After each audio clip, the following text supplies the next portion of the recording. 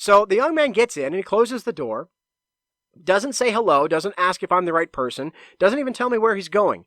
Instead, he closes the door, looks at me through the rearview mirror, and immediately asks the question, "Hey man, do you like flamingos?"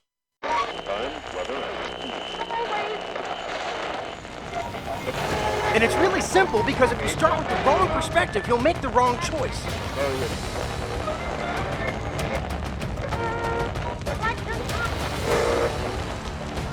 I'm not out to hurt anyone's feelings, but between politically correct or correct, I'll choose the last. Hello and welcome to the Chris F. Walker podcast. I am Chris F. Walker. Thank you for joining me on this episode 7 of the podcast. You know, I am excited today because, one, I get to do storytelling, and I love stories. They're probably one of my favorite things to do. But today, what I'm really going to be honing in on is not just stories, but I want to use a story of an example of a time where I was driving Lyft in Las Vegas. And if everyone's ever been a shared driver, or if you've ever been in one of the rides where you're in a Lyft or an Uber or a rideshare kind of vehicle, you know that sometimes the conversations that take place are a little awkward. They can be interesting. But doing that as a Christian in the town of Las Vegas, aka Sin City, was certainly a very informative and enlightening experience to get to enjoy for some time. Now, the reason I'm excited about today is I'm going to share with you 2 stories. And again, I just love stories anyway, but the purpose behind the stories is I want to first create kind of a context of what's it like to be a rideshare driver in Las Vegas. And I thought there's a great story that can kind of help explain a little bit about what's it like when some of these people get in your car, because it's not always very exciting. It can be sometimes a little bit awkward. But at the end, what I want to share is I want to share another story of an example where, as a Christian, I got to actually be part of a very emotional time for a young lady, and I was able to at least bring some comfort to her, not because I was trying to be nice to her and just make her feelings good, but because I was willing to say, this is just the reality, and here's some truth that you need to hear. But I did it in a context that was going to be relatable. You see, the reason I'm sharing all of this stuff, there's actually a hidden motive behind this podcast today. I find that a lot of times Christians who are openly expressing their faith tend to be perceived as very aggressive. And that comes a lot of times from when we turn around and we say, hey, you know you're doing this wrong. Or when by the way, the first thing you say is, the Bible says. As soon as you say that, most of the time, if they're not a Christian, you've lost them already. Because they have no authority that's given to the Bible. They don't care what the Bible says. So what you have to do is you have to be able to relate to them at a level that they see you as a person, as a normal human being who understands them, and then relate to them some truth. And if they ask you where that truth came from, then you simply point them to the Bible, and you explain that that's why you're able to see these things is because you rely on the Bible, because they have no reason to trust the Bible. And when you just yell at them with the Bible, it's like hitting them over the head with it instead of actually getting them to read it. They need to understand it. And so what we're trying to do as Christians is when we confront some of these people, we want to be able to meet them where they are. The Bible says that Jesus called Peter to become a fisher of men. And if you think about what fishing is, and this analogy is going to come into play here again later on, so listen to it. As a fisherman, we have to have a hook, we have to have bait, and we have to have a place to bring them into. And what really matters when it comes to our conversations with people who maybe are not Christians is that the bait is the only thing that they're really going to understand. If you try to get them with the hook, they're not going to care. They don't want that hook. They want the bait. And the other thing is that if you try to pull them immediately to where they probably should go, but if they have no reason to believe that's where they should go, then they don't want to go anyway. So it's actually all in the bait. It's all in the initial stages of our contact. How do we meet them? How do we talk with them? And how do we present ourselves to them so that they'll actually be willing to hear some of the words we have to say? Now, are we going to be able to do this with everyone? Absolutely not. I get that. But the point is that most of the time, people are willing to listen to people. What they don't want to be is preached at and ridiculed for decisions that they've made, even if they know it was wrong. They don't want to be told they're wrong. So you have to convince them that it's worth their while to listen. And that's where these kinds of stories are going to help kind of explain and share how that can be perceived sometimes. Okay, so the first story I want to share is about a young man who I picked up on the Las Vegas Strip. And he was obviously a little bit inebriated. He had had a little bit too much to drink. And the reason I'm sharing this one is I just want to show you what it looks like when some of these people will get into your car, because you never really know what you're going to get. So the young man gets in and he closes the door, doesn't say hello, doesn't ask if I'm the right person, doesn't even tell me where he's going. Instead, he closes the door, looks at me through the rearview mirror, and immediately asks the question, "Hey man, do you like flamingos?" Wasn't really ready for that, so I didn't know how to respond. So I just asked the question that came to mind. I haven't really given that a whole lot of thought. Why? Do you like flamingos? He said, "No, I hate them." And it was really funny because as his posture was while he's doing this, he was not just staring at me through the rearview mirror, but he was trying to sit up straight, even though he was kinked to the left because he's drunk. And his arms were folded like he's in charge of this conversation. And he was even doing a little bit of a bob. You know, the head's kind of bobbing up and down a little bit because he's, I know what's right. I know. Yeah. And it was fun to be already engaging with this guy. So what I already decided was this might not be the most intellectual conversation, but I have got to see where this goes because it's not every day I'm going to get to have a conversation about flamingos. So I then asked him, I said, "Well, why do you hate flamingos?" And he's just, "Well, because they're pink. They're stupid pansy birds. What kind of a bird is pink?" Huh. Well, I don't know a lot about flamingos, but aren't they pink because of the fish they eat or the shrimp that they eat? Isn't that what turns their color pink? I thought they were actually like white. He's, no, the pink ones. They're pansies. All those birds are pansy, and they're mean. They're mean. Yeah, they are mean birds. Well, why would you say that they're mean? I mean, you just called them pansies. It doesn't mean that they're aggressive too. It's not, yeah, they're mean pansies because they'll bite you. Dude, have you been bitten by a flamingo? and of course he's not today. I wasn't sure where to go again, so I thought about it for a minute. I said, what do you do for a living that you've been bitten by flamingos and this is like a daily occurrence? You were like a zookeeper or a grounds, manager at a exotic resort or something. I said, "Nah, I'm an accountant." Okay, got it. So are you heading to the Flamingo? He says, "No, I'm going down to the MGM." Good talk. All right, well let's go ahead and head on down that way then. He's, "Yeah, just don't have." No flamingos on the way. Okay, I got it. No problem. We will avoid those flamingos. So again, I'm excited that I get to share a context like that because ultimately I almost wish I had been that kind of Lyft driver who just recorded everything in there because I'm sure I could have made a YouTube channel just about all the encounters that we had. But the point is, when someone gets into your car and you're a rideshare driver in Las Vegas, you really have no idea what you're going to get. Sometimes it might be very comical. Okay, so I wanted to share that, give you a little bit of a upbeat happiness. But what I want to do when I come back is I want to explain to you another story where it started off really bleak and it was able to lead to some good seed planting for a young lady and hopefully was able to create a little bit of a difference in her life. So stick around and we'll see when we get back. Please don't forget to follow and review the show today. Also, head over and register at the chrisfwalker.com website. There you'll find links to the Indiegogo and Patreon campaigns which help keep this show going. You'll also find links to the bookstore, gear shop, blog, and you'll stay up to date on upcoming events and live appearances. Now, let's get back to today's message. And welcome back. Today is one of our story days. These are probably some of my favorite days. I love telling stories, especially since I've just gotten to experience some fun ones. You know, you never really know what's going to come around the bend.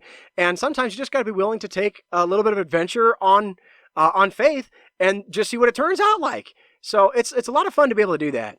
But the story I want to share with you now was actually of a young lady, and she was not having a very good night. So I'll just jump right into it. When I pulled up to a casino, again, this was on the Strip in Las Vegas, and when I pulled up to the place where we were going to pick up this young lady, she was a very attractive young lady who had her mascara running. She was wearing a very short night dress, and she was carrying her shoes, her high heels, in her hands. And her handbag was flailing about in the other hand. And so when she got in the car, she didn't really give a, hi, I'm going here or whatever. She gets in and this poor girl immediately just goes, how come nobody likes me? Charmed. So I didn't really know how I was going to respond to that. So I just, I'll tell you what do you say we just get you home?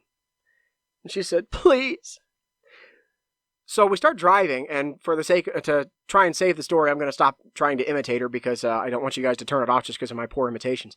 But as we were driving, I saw that she was sitting there crying, and she was really sobbing. She was really hurt. And I finally said, I don't know who you are. I have no idea what night you've gone through. But the odds of you ever seeing me again are pretty slim. So right now, if you just want to vent a little bit, if you just want to let something go and have someone listen to you, I'm happy to do that. And there's no judgment, there's no bias. If sometimes we just got to let things go. She says, no, I appreciate it, thank you, I'm okay. And then, I'm sorry, I actually said I was going to stop the impressions. But long story short, after a few seconds, I'd give it maybe a minute. And she said, you know what, I would like to talk. And so I said, okay, go ahead. And she explained to me that over the last few weeks, she had been conversing with a young man over the internet who apparently has a lot of money, and he was going to be coming to Las Vegas for a trip, and he had been continually asking for pictures of her, and she was excited that he seemed very interested in her. And so what she had been doing for the last week especially is she had been spending basically running 2-a-days at the gym to make sure she was in really good shape so that she would look good for him. She had gone out that morning and gotten a full makeover to make sure she would be very pretty. She had bought a whole new dress, whole new shoes, whole new purse, the whole bit. She had gone through all of the steps that you can possibly think of to make sure that she was as aesthetically pleasing for this young man as possible. And you could even tell from the car that she was wearing a perfume too. She really went all out to try and make sure that this man was attracted to her. And what she was frustrated about was that she was still a little bit concerned because she'd only known him on the internet. So she had contacted one of her friends to come join her at the event. And so they were supposed to meet at a bar initially, and then they were supposed to go have dinner, and then they were supposed to go out to a few shows. They had this whole night planned. Well, when they all show up and meet, the young man shows up, and he apparently hasn't lied about himself. He has a lot of money, and he's wearing all the things that she would expect of a person who's flaunting his wealth. And the problem was that he was very anxious to just get past the bar and straight up to the room. And she didn't want to do that. She felt that she was excited about spending a day and a night and having a date with this man. And obviously what he wanted was just a more physical touch. And what was really shocking unfortunately for this young lady, was that the friend she had brought with her apparently said yes to the proposal. So right now, while I'm driving her home and she's smashed, the young man and her friend are up in that hotel room doing whatever to each other. And she's very hurt because this was supposed to be a man who was very interested in her. And she just said she didn't understand what it was that she attracts all these jerks. Why does she always get the a-holes? And I really wanted to respond in a way to try and help comfort her, but I also thought, you know what, I'm only going to get to talk to this girl. Same thing I just explained to her. She's only going to get to talk to me this one time. I'm only going to get this one time to talk to her. And so I said, I'll let you choose. If you'd like, I can certainly help you, make you feel a lot better about yourself, because there's plenty to work with. But if you'd also like, I could probably share you a couple of insights of truth that might help you avoid some of these circumstances in the future. And she says, I think I need the truth because I just don't know what I'm doing wrong. And I said, okay. Have you ever been fishing? The same analogy I used in the beginning, I actually used with this young lady. I said, have you ever been fishing? She says, yeah, when I was a kid. And I said, okay. You understand that in order to go fishing, you need you need good bait, a hook, and you need to be able to reel them in. And you are a lot of good bait. Everything about you that you've described tonight was all about your aesthetics. You've been working out twice a day, not for your health or for your benefit, but so that you would look good for this man in your dress. And you do. And you bought out a new dress to make sure that it would benefit and to compliment you. And it does look nice. And you went and you got a makeover. And you know what? Other than the mascara, you look great. And I know that the mascara is something you didn't expect. I'm sorry for that. But the point is that everything you poured your own time, effort, and energy into is exactly what he's going to see as the value of you. You poured a lot of energy into everything about how you look and to make yourself look like you'd be something that he'd want to touch and have. And you accomplished that, but then when the time came, you were asking for more than he was looking for, because he was falling for everything that you were putting out. You were putting out the pictures on the internet so that he could see what you were looking like, and he wanted to know that you were attractive. Every time that you would talk about certain things, he always wanted to know about what kind of dress you would wear or whatever in the process. The point is, you could tell from him what he was interested in. So I don't mean to be frontward with this, but you really shouldn't be shocked when that's all he asks of you. Because you wanted him to actually relate and become something that could be a connection on an intimate level, and that has nothing to do with what he desired at all. And up to this point, everything you've shown him has been the bait, but there was no hook. So if someone's only interested in the bait, you're fine. Let that person go. They're not worth being with anyway. But what I would explain is you're worth a lot more than your looks. You need to spend some time on who you are and what it means to be the kind of person that you want to be. And what are your goals, your dreams, your aspirations? What are the things that you want to achieve in your life? And you're not working on any of those. So I'm hoping that you understand, as far as everything you put your time and effort into, you succeeded. You look amazing. But if you put some time and effort of that same caliber into other areas, you'll become a gem for any man to want. And right now, you probably already are, but you're just not letting them see it, because you're only showing them the one thing. So it's okay to start being a little bit more expressive in the other areas of your life, so that they can see it. And then you'll be able to attract the right guy who wants to bite the hook and actually become part of your life. Does that make sense? And she obviously nodded, and she was quiet for the rest of the ride, to be honest. And as she left, I gave her my very best wishes. And she said, "You're actually very smart. I want to thank you for sharing that with me tonight. I probably needed to hear it." And I said, "Well, I wish I could take credit for it. But I'm not the one who's smart. I'm smart this way that you would perceive it, because I spend a lot of my time studying the Bible. And that's where I learn a lot of these things." And she said, "Wow, really?" I said, "Absolutely." So I planted a seed. I'd never seen that woman again. I have no idea what her life has turned out like. But the point is, I planted a seed. And you see, that's what we really should be focusing in on as Christians. When we have just those one chance encounters, it's not about trying to immediately save someone the second we find them. Salvation is a process for every single one of us. It's something that takes a long time. And what God does is he uses all the different Christians in someone's life to get them just a little bit more forward. So I love being a seed planter. Don't get me wrong. If someone's ready to commit, I'll be right there with them, praying with them, and I'll be happy to jump on board the bandwagon. And the Bible tells us that when one person turns away from sin, all of heaven rejoices, and I rejoice right there with them. But we try so hard to just knock out of the park and immediately convert people, and what they really need is they need another seed planted. Or maybe they need someone to water the seed that was already planted a while back.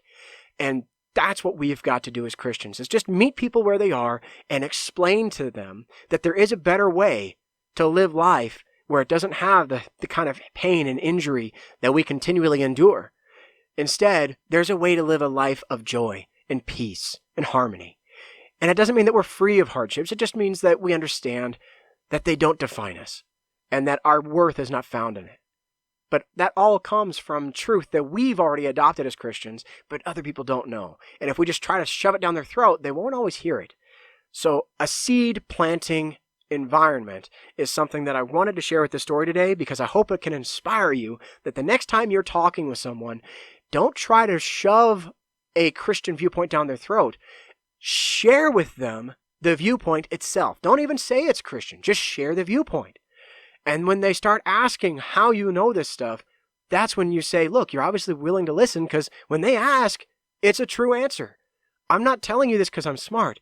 I'm telling you this because I know it to be true from the research I do in the Bible. Okay? Hope that inspires you guys, and more importantly, I hope that it's going to help spread the seed for some other young ladies who maybe have gone through similar circumstances, and it might also help inspire some young men who might be there to try and help rescue these young women. It is not an opportunity for gaining their affection. It's an opportunity for growing their person. I realize your time is the most precious commodity you could possibly share with anyone. So I want to thank you again for spending some of yours here with me today. Don't forget to review the message for others. And be sure to follow the Chris F. Walker podcast for new releases.